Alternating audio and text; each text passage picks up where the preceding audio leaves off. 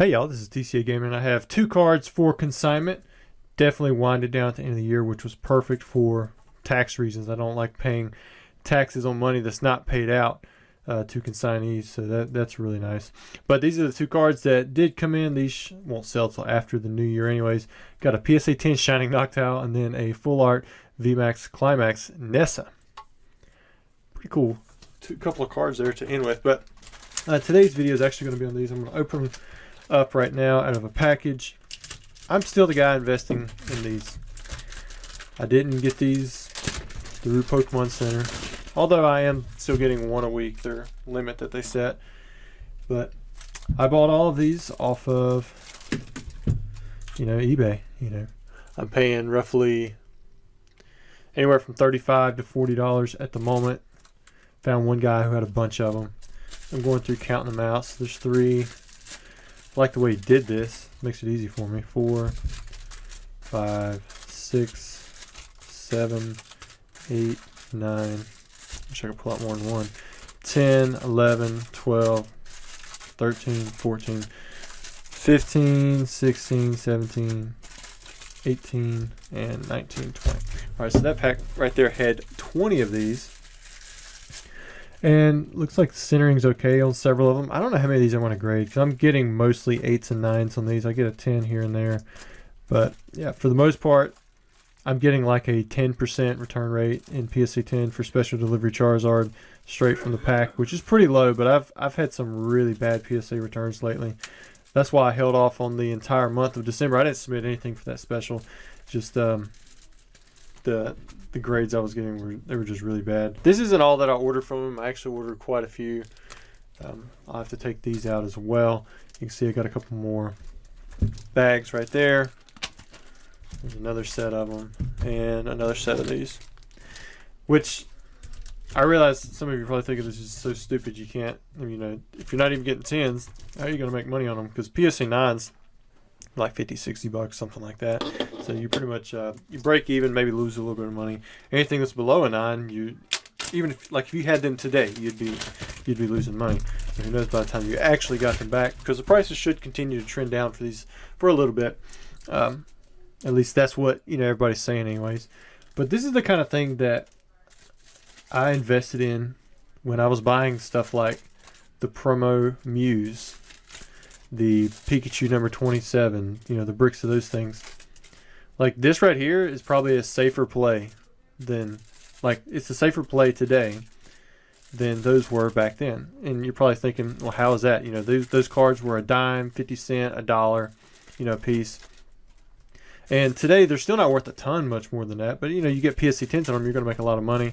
And considering the 10 rate is much higher, you'd think that those would have been less risky. But in my opinion, these are actually less risky because I plan to do the same thing with these as I did with those. I'm just going to buy them up. I'm going to sell some here and there maybe, but for the most part, I'm going to keep these in my personal collection for now, and then I'll wait for the time when it's right, and then I'll move them then.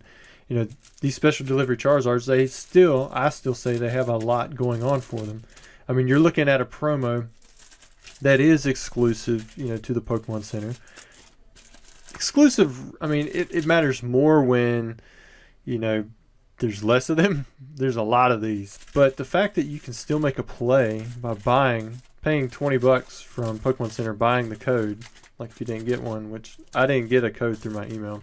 I had to buy all my codes. But you can still make a play and make money off selling the raw card. I mean, it's getting, the margin is closing. We've seen the price 60 bucks or so. We saw them dip down to about the 40, 45, then come back up to about 50, then now it's back down to about 35. Could be something that I just have to sit on and eat all the money in taxes and future growth I could have had on this, because it doesn't grow at the rate that I think it should. But I really like this card. It's Charizard, it's hollow, it's actually decently tough to get in a 10. It's exclusive, even though it's not rare by any stretch. For the most part, people like it. They still like the card. There was a reason it was hyped up there in the beginning. So many people are down on this card right now, talking about how it's had the quickest race to the bottom, which I agree. Some of the very first sales of this card were super high, but it's like that almost with every item. And this one had a lot of hype and speculation behind it, so it just had that X factor that gave it some of those sales where they're like $1,500-$1,600 or whatever it was. I think the real market price in the beginning that we were seeing was really in like the $500 to $700 range. PSA 10. I think most of the sales were in general between $500 and $700 or so. So to me, that's the real retrace. From there to about the 300, and we're talking about a PSA 10. You know, this raw value, I think, you know, $60-$70 was maybe the high in the beginning, and you haven't seen it retrace as much as you might think. All right, got all of these out of here now.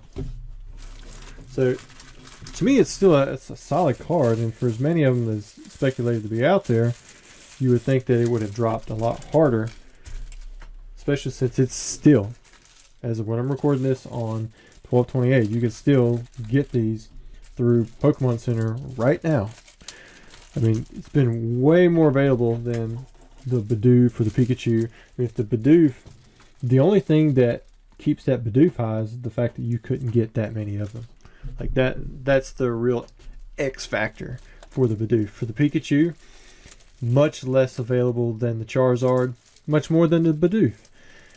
Charizard itself, like, this is a much more collectible card in my opinion than the Bidoof, and still more collectible than the Pikachu. People love their Charizard cards. You know, the original Pikachu from base set. You got the red cheeks. I mean, it's a pretty expensive common, but it has that scarcity factor to it. You got the unlimited Charizard and Pikachu. Charizard is definitely going to be more rare than the Pikachu, but not that much. And if you look at the price difference, it's huge. You know, a crappy base set Charizard, you know, you're looking at $100 versus a Pikachu you probably find for under $1. This special delivery Charizard right now, if I had to make some kind of guess, you know, sitting at $35 or so right now. I would think that within a year, you know, it might be between $50-$60 sealed, which is a huge uptick if you think about it. So that's a very bold statement. This is just a guess, a prediction. And then within 10 years, I think we're going to see a really large movement on this card, as long as all of the people who are hoarding these cards come out, you know, as long as there's not somebody who releases these through Pokemon like 20, 30, 40, 50,000 of these cards, because that's a very real possibility, and then the price could tank. But you know, sometimes you have to play those odds, and a lot of times when you invest in Pokemon, you're investing in something that is very, very high risk, but sometimes the reward is really nice. And the thing is, I really like this card, so it might end up like my Black Star Mew number 8s, where they sit in a box for 10 years before I have the opportunity to do something with them where they can make money. And in that case, I'm actually losing money every year on the money that I spent for them, for the cogs, and which cost of goods sold, because they're not sold yet. And also the potential that that money could have been put towards something else. But anyways, guys, I thought it'd be interesting to show you guys that I am still buying in on this card. I'm one of the only people still, I imagine, buying this quantity of special delivery Charizard. The special delivery Charizard, I like the UPC Zard. People are all down on those cards right now, so I'm kind of doing the opposite. The Pikachu on the ball, I'm still picking up some more of those. I like all three of those promos. Those are the main 3 different releases for promos that I'm still making plays on when the opportunity presents itself, and there are 3 right now that everybody's down about. Maybe that's a good thing, maybe it's a bad thing. It could mean that they're going to continue to trend down. Could mean that everybody's just, you know, they're not buying at the right time. Usually people want to buy when things are the cheapest, but that's usually when it's it has the worst outlook. You know, when I was buying those Pikachus, number 27 Bumblebee Pikachus, I'd buy bricks for $250. You know, I wasn't the only one in the market who had that availability. It's just I'm the only one who took advantage of that at that price. People were like, well, what are you going to do with 1,000 promos that were given out in bricks at leagues? You know, it's a Pikachu. It's a promo that people liked. If you can't see the potential in at least getting $1 or $2 out of that, then you're not going to see the potential in a card like this, the special delivery Charizard. But anyways, guys, thanks for watching, and we'll have another video out soon. If we don't, have a Happy New Year.